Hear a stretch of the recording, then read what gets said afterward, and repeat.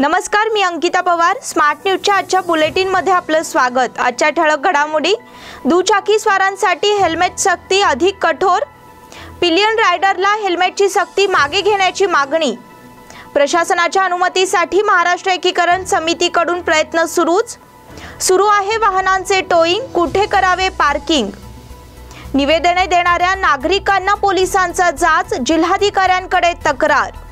बांधकाम क्षेत्रातील असंघटित कामगारांसाठी सुविधांची मागणी। रामनगर परिसरात स्वच्छता मोहीम गतिमान करण्याची सूचना। पंचमसाली समाजाचे सुवर्ण विधानसौध समोर धरणे आंदोलन। मुंबईच्या संस्थेकडून केएलई हॉस्पिटलला 52 लाखांच्या कोरोना सामग्रीची भेट। खानापूर नगराध्यक्ष उपनगराध्यक्ष पदाची निवडणूक 4 नोव्हेंबर रोजी। सनरायझर्स हैदराबादकडून दिल्ली कॅपिटल्सचा दारुण पराभव। आणि आता पाहूयात सविस्तर बातम्या। शहर आणि परिसरात दुचाकी घेऊन विना हेल्मेट बिनधास्त फिरणाऱ्या दुचाकी स्वारांनी आता सावध होणे गरजेचे आहे, कारण दुचाकी स्वारांसाठी हेल्मेट आवश्यक आहे। त्यापाठोपाठ पाठीमागे बसणाऱ्यांना देखील हेल्मेटची सक्ती करण्यात आली आहे। या संदर्भात रहदारी पोलिसांनी तसेच आरटीओ विभागाने कारवाईच्या मोहिमेस प्रारंभ केला आहे। दुचाकीवरील दोघांनीही हेल्मेट परिधान करणे आवश्यक आहे, मात्र हेल्मेट नसल्यास दंडात्मक कारवाई करण्यात येत आहे। याची अंमलबजावणी सुरू करण्यात आली असल्याची माहिती देण्यात आली आहे। पिलियन रायडरला हेल्मेटची सक्ती मागे घेण्याची मागणी। दुचाकी स्वाराच्या पाठीमागे बसणाऱ्या पिलियन रायडरला हेल्मेटची सक्ती करणे चुकीचे आहे, त्यामुळे ही सक्ती करू नये अशी मागणी भ्रष्टाचार निर्मूलन समितीच्या वतीने करण्यात आली आहे। या मागणीचे निवेदन सुजित मुळगुंद यांच्या नेतृत्वाखाली सादर करण्यात आले। जिल्हाधिकाऱ्यांच्या नावे बुधवारी हे निवेदन देतेवेळी समितीचे इतर पदाधिकारीही उपस्थित होते। या निवेदनात म्हटले आहे की सध्या प्रशासनाने दुचाकी स्वारांना हेल्मेटची सक्ती केली आहे। दुचाकी चालविणाऱ्या तसेच पाठीमागे बसणाऱ्या दोघांनाही हेल्मेटची सक्ती करण्याचा हा प्रकार चुकीचा आहे। यामधून सर्वसामान्य दुचाकी स्वारांना अनेक समस्यांना सामोरे जावे लागणार आहे। याची दखल घेण्यात यावी अशी मागणी निवेदनात करण्यात आली आहे। एक कायदा नवीन कायदा जारीला आलेला आहे, ते म्हणजे जे टू व्हीलर घेऊन जातील त्यांच्या पाठीमागे बसणाऱ्यांनाही हेल्मेट घालावं लागणार। आज आम्ही जिल्हाधिकाऱ्यांना भेटून विनंती केलेली आहे की हा एक आदेशाचा अंमलबजावणी केलेला असला तरी ते पाठीमागे घ्यावा म्हणून आपण त्यांना विनंती केलेलं आहे। त्याचे कारण हा की बेळगावमध्ये लेबर लोक जे बाहेर गावाहून येतात त्यांना भरपूर त्रास आताच सोसावा लागत आहे। रोड्स बरोबर नाही आहे, टॅक्स भरपूर आता भरत आहेत आणि काही वेळ पण ह्याच्यामध्ये द्यावं, परंतु हे काही न करता त्यांनी अंमलबजावणी असं केलेलं आहे की आजपासून कोणी पण पाठीमागे बसलेल्या लोकांना पण हेल्मेट घालावे। हे बेळगावकरांच्यावरती अन्याय आहे, म्हणून आपण त्याचा विरोधही करतो आणि त्यांना सांगतो की तुम्ही पहिला आरटीओ ऑफिसमध्ये जाऊन किती अजूनपर्यंत वाहनांची नोंदणी झालेली आहे ते बघा आणि त्यांच्या तेवढे हेल्मेट्स आहेत का ते बघा। त्याच्या पाठीमागे बसणाऱ्यांना हेल्मेट्स आहेत का ते बघा। 23 लाख हेल्मेटची गरज आहे। 23 लाख हेल्मेट आता यांच्याकडे रेडी आहे का? प्रशासनाच्या अनुमतीसाठी महाराष्ट्र एकीकरण समितीकडून प्रयत्न सुरूच। येणाऱ्या दिनांक 1 नोव्हेंबर रोजी काळ्या दिनी सीमा भागात मराठी बांधव सरकारचा निषेध नोंदवणार आहेत। सीमा भागातील या मराठी बांधवांना आपल्या भावना प्रकट करण्यासाठी कोणत्याही प्रकारे अडवणूक करू नये, तसेच निषेध आंदोलन छेडण्यासाठी अनुमती देण्याची मागणी करण्यात आली। या संदर्भात मध्यवर्ती महाराष्ट्र एकीकरण समितीच्या पदाधिकाऱ्यांनी बुधवारी पोलीस अधिकाऱ्यांच्या गाठी भेटी घेतल्या, तसेच आपल्या भावना प्रकट केल्या। मराठी बांधवांनी लोकशाही मार्गाने आपला लढा सुरू ठेवला आहे। अशा वेळी या आंदोलकांना आपला निषेध नोंदविण्यासाठी संधी द्यावी ही मागणी करण्यात आली। यावेळी मध्यवर्ती महाराष्ट्र एकीकरण समितीचे अध्यक्ष दीपक दळवी, कार्याध्यक्ष माजी आमदार मनोहर किणेकर, मालोजीराव अस्टेकर, प्रकाश मरगाळे, विकास कलघटगी यांच्यासह इतर पदाधिकारी उपस्थित होते। सुरू आहे वाहनांचे टोईंग, कुठे करावे पार्किंग। शहर आणि परिसरात रहदारी पोलिसांकडून वाहनांचे टोईंग सुरू आहे, मात्र अनेक ठिकाणी पार्किंगसाठी योग्य सुविधा नसल्यामुळे वाहनधारकांना मात्र मोठा फटका सोसावा लागत आहे। त्यातच रहदारी पोलिसांकडून थकबाकीसह दंड वसुली सुरू असल्यामुळे नागरिकांना प्रचंड मोठ्या प्रमाणात भुर्दंड सोसण्याची वेळ आली आहे। शहराच्या मध्यवर्ती बाजारपेठेत येणाऱ्या नागरिकांना रहदारी पोलिसांकडून मोठा फटका बसत आहे। वाहनांचे टोईंग सुरू असल्यामुळे कोठेही वाहन चालवणे मुश्किल बनले आहे। दुचाकी पार्किंग करण्यासाठी देखील पुरेशी सुविधा जागा मिळत नाही। अशा परिस्थितीत नागरिकांना समस्यांचा सामना करावा लागत आहे।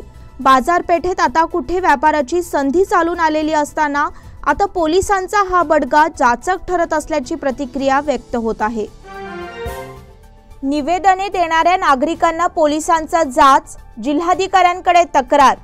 जिल्हाधिकारी कार्यालयात आपल्या मागण्यांची निवेदने देण्यासाठी येणाऱ्या नागरिकांना पोलिसांकडून अडवणूक केली जाते। निवेदने देण्यासाठी कोठे उभे राहावे याबद्दल नागरिकांसाठी आवश्यक सूचना फलक लिहून लावण्यात आलेले नाहीत। याबद्दल पोलीस तसेच सरकारी अधिकाऱ्यांशी वादावादीचे प्रसंग घडत आहेत। याचे प्रत्यंतर बुधवारी आले।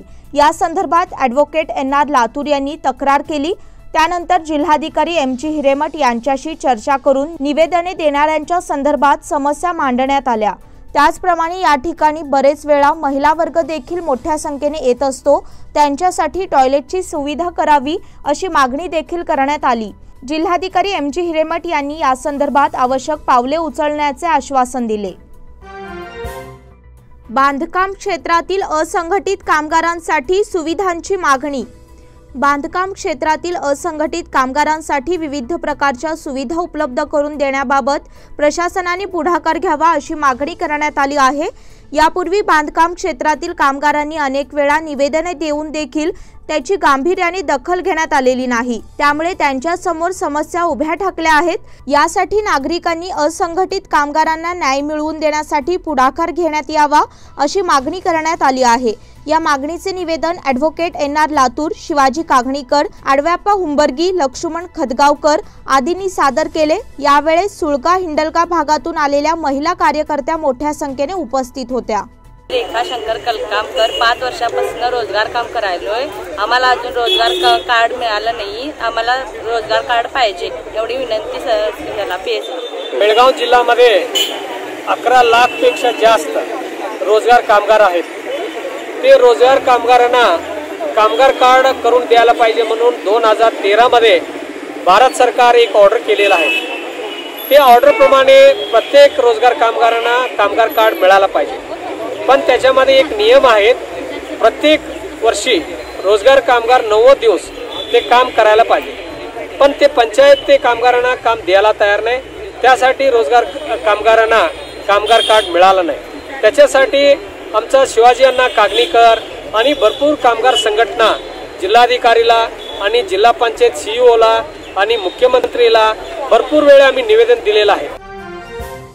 रामनगर परिसरात स्वच्छता मोहीम गतिमान। रामनगर, धर्मनाथ सर्कल, शिवबसवनगर या मार्गावर निर्माण झालेल्या अस्वच्छतेमुळे येथील नागरिकांच्या आरोग्याला धोका निर्माण झाला आहे अशी येथील नागरिकांची तक्रार होती।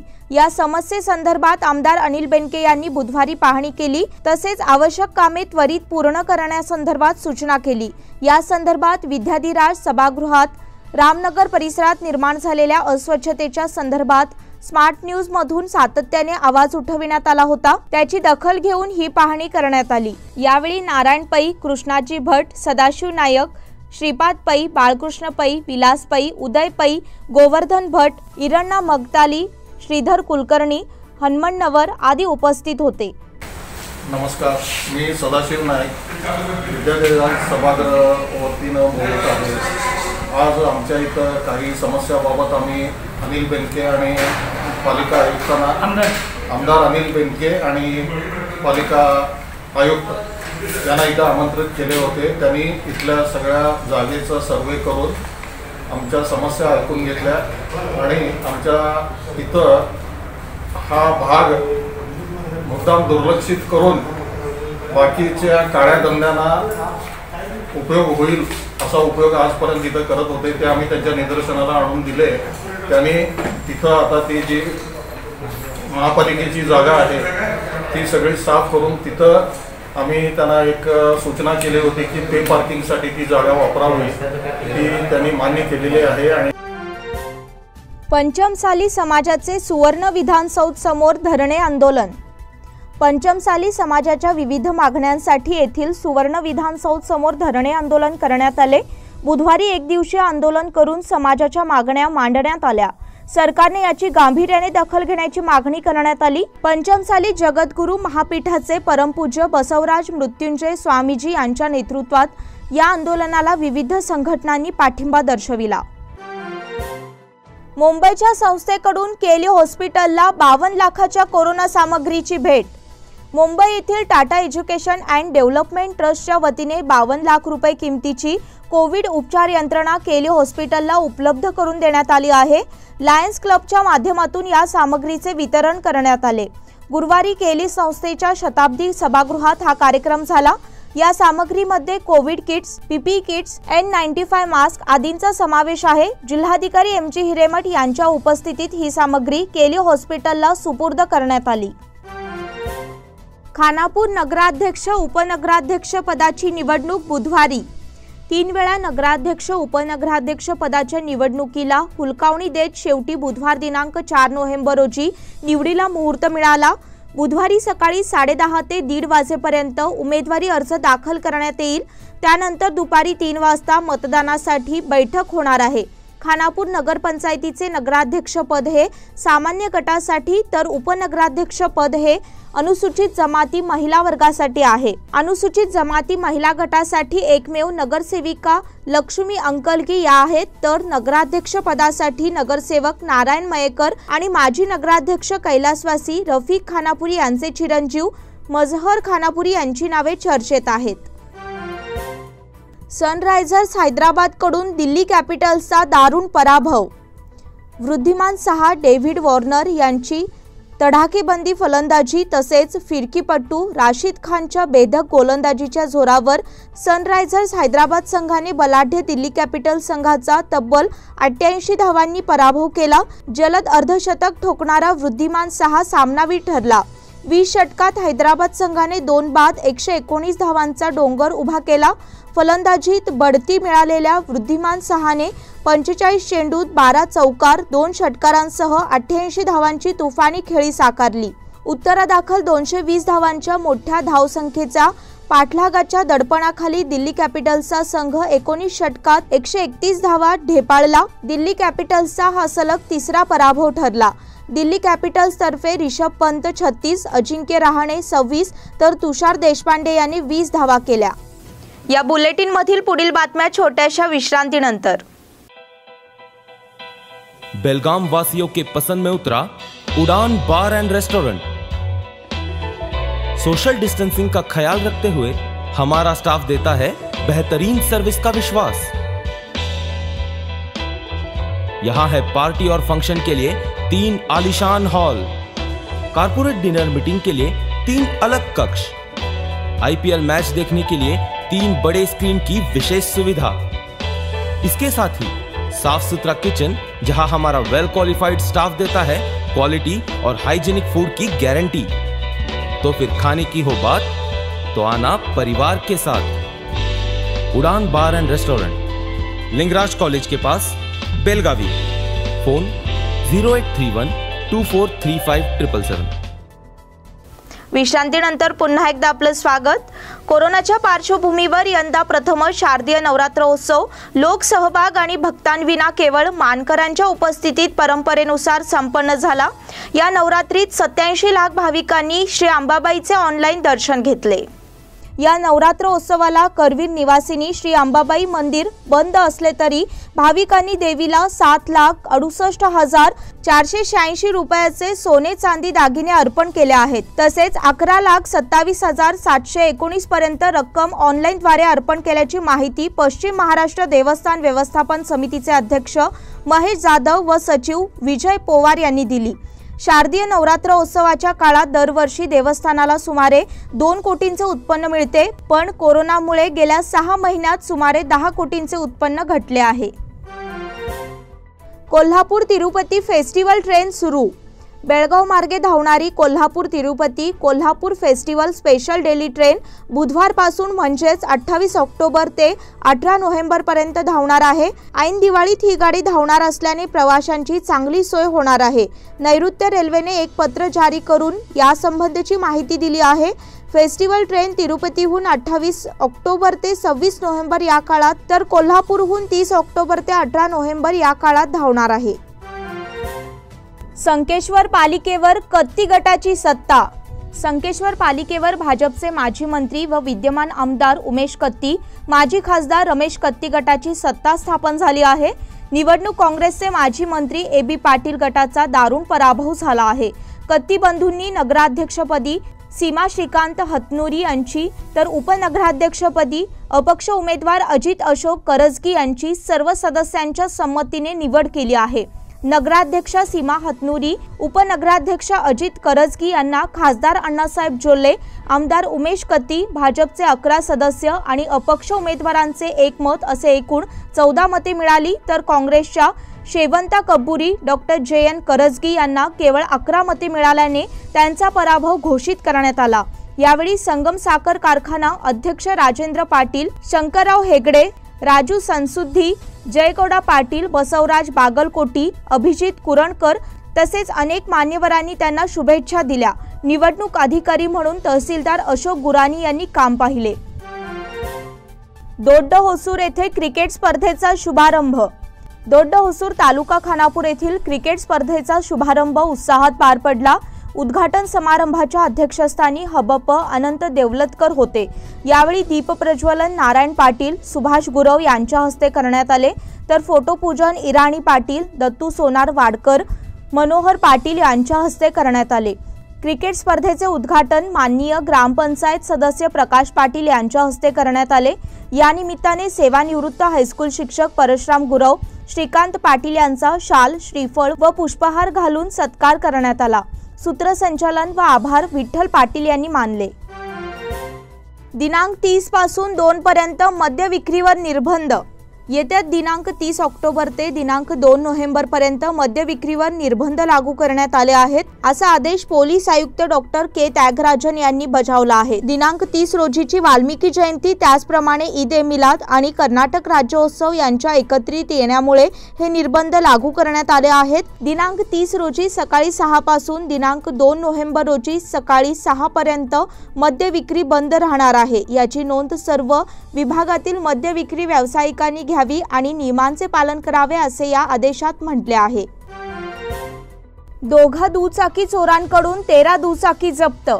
दुचाकी चोरून त्यांचे सुटे भाग विक्री करणाऱ्या दोघा चोरट्यांना हुक्केरी पोलिसांनी अटक केली आहे। या चोरट्यांनी बेळगाव जिल्ह्यातील विविध ठिकाणी दुचाकी चोरीचा सपाटा लावला होता।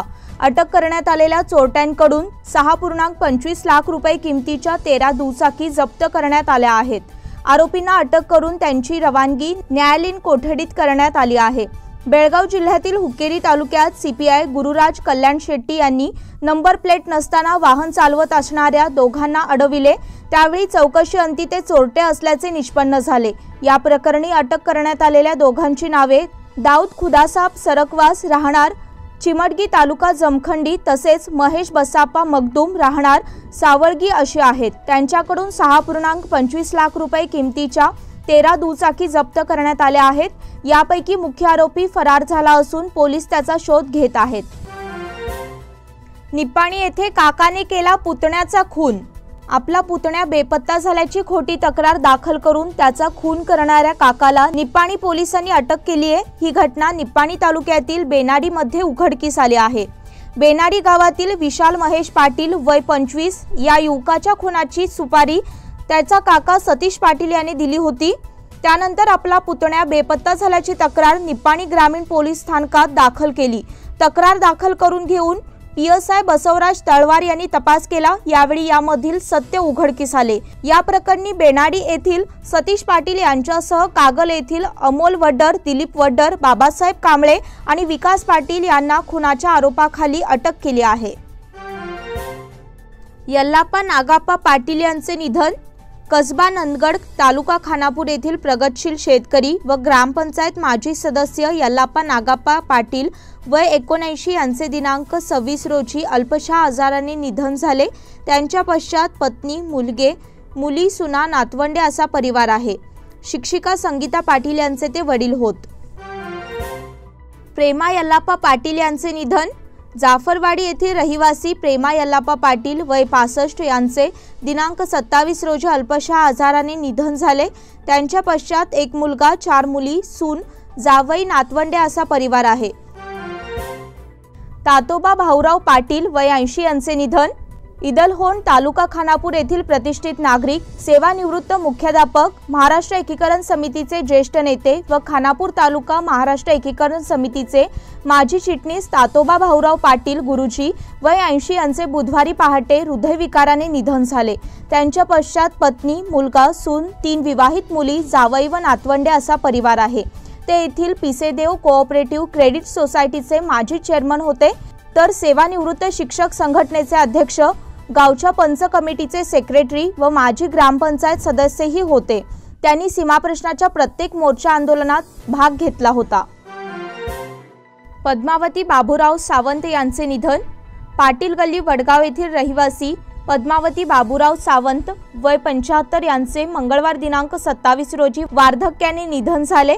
त्यांच्या पश्चात पती, 3 मुलगे, सुना व नातवंडे असा परिवार आहे। आदर्श सोसायटीचे कर्मचारी यतीन सावंत यांच्या त्या मातोश्री होत। रक्षा विसर्जन गुरुवारी सकाळी होणार आहे। गंगूबाई गुंडोपंत कलघडगी यांचे निधन। आझाद गल्ली येथील रहिवासी गंगूबाई गुंडोपंत कलघडगी वय 96 यांचे दिनांक 27 रोजी वृद्धापकाळाने निधन झाले। त्यांच्या पश्चात सून, नातवंडे असा परिवार आहे। दिलीप भाऊराव देसाई यांचे निधन। मूळचे हुंदळेवाडी तालुका चंदगड आणि सध्या विनायकनगर येथील रहिवासी दिलीप भाऊराव देसाई वय 64 यांचे सोमवारी अल्पशा आजाराने निधन झाले। त्यांच्या पश्चात आई, पत्नी, 2 मुली आणि 2 भाऊ असा परिवार आहे। रक्षा विसर्जन गुरुवार दिनांक 29 रोजी सकाळी होणार आहे। दामोदर पुरुषोत्तम बिच्चू यांचे निधन। मूळचे शहापूरचे आणि सध्या शिवबसव नगर येथील निवासी श्री दामोदर पुरुषोत्तम बिच्चू वय 84 यांचे सोमवार दिनांक 26 रोजी वार्धक्याने निधन झाले। दामोदर यांच्या पश्चात पत्नी, 1 पुत्र डॉक्टर श्रीरंग हे बॉम्बे हॉस्पिटलमध्ये सेवा बजावित आहेत। कन्या स्वाती देसाई ज्या अमेरिका स्थित आहेत असा परिवार आहे। ते बेळगावातील कारागिराकडून चांदीच्या वस्तू व दागिने बनवून घेऊन पुण्या मुंबईला दुकानदारांना पोहोचवायचे, त्यामुळे बेळगावच्या कारागिरांना चांगली संधी मिळायची। याबरोबरच स्मार्ट न्यूजचे आजचे बुलेटिन इथेच संपले। धन्यवाद। आपलं शहर आता स्मार्ट होतंय, मग तुम्ही कधी स्मार्ट होताय? स्मार्ट न्यूजचे YouTube चॅनल सबस्क्राइब करा, स्मार्ट बना। नोटिफिकेशनसाठी बेल आयकॉनवर क्लिक करा।